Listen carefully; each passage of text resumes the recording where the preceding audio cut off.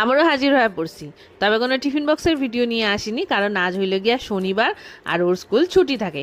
তাই সন্ধ্যেবেলা কইলো কি আমার খুব খিদা পাইছে, তা কি করুম, ব্লিঙ্কিটে স্ক্রল করতে করতে এই ভেজ মোমোর প্যাকেটটা আমি দেখতে পাইছি।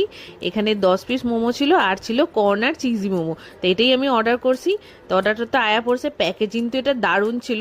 এই পুরা প্যাকেটটা ধরে আমি মাইক্রোওভেনে ঢুকাইতে পারতাম, কিন্তু আমি ভাবলাম কয়েকটা ফ্রাই করুম আর কয়েকটা স্টিম করুম, ওই জন্য প্যাকেটের উপরে যে পলিথিনটা ছিল এটারে ছিঁড়ে ফেলাইছি। দেখেন কি সুন্দর এটা শেপ বা প্যাকেজিং, দারুণ হয়েছে। আমি তো খুব পছন্দ করেছি এর প্যাকেজিংটা।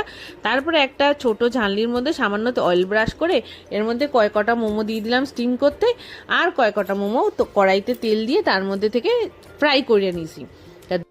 এবার তো আমার 2 রকম মোমোই রেডি।